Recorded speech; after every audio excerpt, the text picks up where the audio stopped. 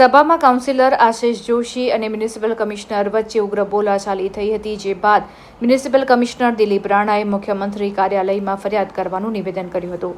બુધવારે ફરી સભા મળશે, જેમાં કાઉન્સિલર આશિષ જોશી માફી માંગે તેવી માંગ સાથે મેયરને રજૂઆત કરવામાં આવી હતી. સૂત્રો મુજબ કાઉન્સિલર માફી નહીં માંગે તો દિન પ્રતિદિન પ્રદર્શન અને વિરોધ પ્રદર્શન કરવામાં આવશે. મંગળવારથી જ અધિકારીઓએ ઓવરટાઈમ નહીં કરવાનું નક્કી કરી વહેલા નીકળી ગયા હતા. બુધવારથી સાંજે 6:10 કચેરીમાંથી નીકળી જવાનું નક્કી કર્યું છે. ઉલ્લેખનીય છે કે અગાઉ પણ કાઉન્સિલરો દ્વારા અધિકારીઓ સાથે ઝપાઝપી અને ઉગ્ર બોલાચાલી કરી હોવાના અનેક બનાવો બન્યા છે. કર્મીઓ પેન ડાઉન કરવા સહિત વિરોધ કરશે. કાઉન્સિલર દ્વારા માફી માંગવામાં નહીં આવે તો દિન પ્રતિદિન તબક્કાવાર વિરોધ પ્રદર્શન કરવામાં આવશે, જેમાં કાળી પટ્ટી બાંધી વિરોધ કરવાનું, પેન ડાઉન કરવી, રેલી કાઢવી સહિતના અલગ અલગ રીતે રોષ પ્રદર્શિત કરવાનું નક્કી કરાયું છે. કાઉન્સિલરોની સૂચના મુજબ કામ નહીં કરાય. મ્યુનિસિપલ કમિશનર સાથે પાલિકાની સભામાં ગેરવર્તણૂક કરાયા બાદ અધિકારીઓએ કાઉન્સિલરોની સીધી સૂચનાથી કામગીરી નહીં કરવાનું નક્કી કર્યું છે. મ્યુનિસિપલ કમિશનર થકી મળતી સૂચના મુજબ જ કામગીરી કરશે તેવું જણાવ્યું છે. પાલિકાની સભામાં ડભોઈ રોડના મહાનગરના નાળાની સફાઈ મુદ્દે મ્યુનિસિપલ કમિશનર અને કાઉન્સિલર આશિષ જોશી વચ્ચે ઉગ્ર બોલાચાલી થઈ હતી. આશિષ જોશીના જણાવ્યા મુજબ 30 વર્ષથી નાળાની સફાઈ થઈ નથી. રૂપારેલ, કાસમા, ખોડિયારનગર, રાજવા રોડ, વાઘોડિયા રોડ તથા કોઠી વિસ્તારથી પાણી આવે છે. ગાજરાવાડી એસટીપીમાંથી પણ પાણી છોડાય છે.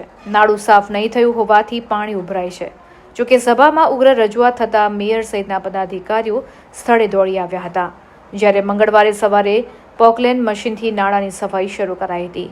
પાણી ઉલેચવા પંપ પણ મુકાયો હતો. સાંજ સુધીમાં 3 ટ્રેક્ટર જેટલો કચરો નીકળ્યો હોવાનું જાણવા મળ્યું છે. તારીખ 24ના રોજ વડોદરા મહાનગરપાલિકાની સામાન્ય સભામાં કાઉન્સિલર દ્વારા માનનીય કમિશનર સાહેબની માન મર્યાદા ન જળવાય તે રીતનું અપમાનિતજનક વર્તન કરવાની બાબતો સામે આવી હતી.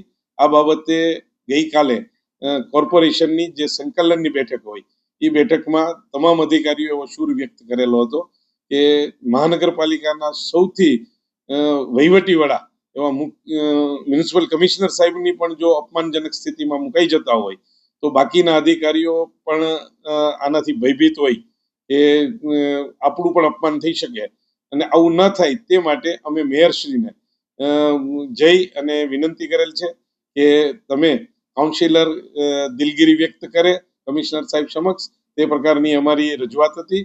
અને ખાસ કરીને આવા સંજોગોમાં જ્યારે ચૂંટાયેલી પાંખ હોય એમનો કામ કરાવવા માટે એ લોકો પ્રજા વચ્ચે હોય છે તે બાબત પણ અમને સ્વીકૃત છે, અને અમારે એ બાબત અમે પણ પ્રજા માટે જ કામ કરવા રહીએ છીએ.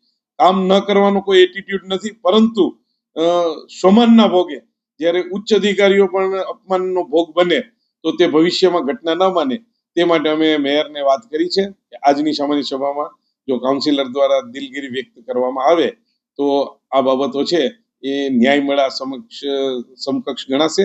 અધરવાઇઝ બધા અધિકારીઓ ફરીથી પોતાની રજૂઆત કરી અને શું નિર્ણય કરવો તે માટેની નક્કી નિયત કરશે.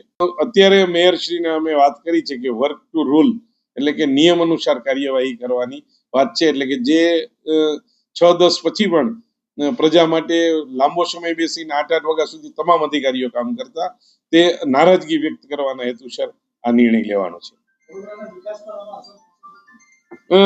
મેં પહેલા જ વાત કરી હતી કે અમે પ્રજા માટે જ બેઠેલા છીએ, પ્રજાના કામ કરવા એ અમારી ફરજ છે, પરંતુ સોમાનના ભોગે નહીં તે બાબતને ધ્યાન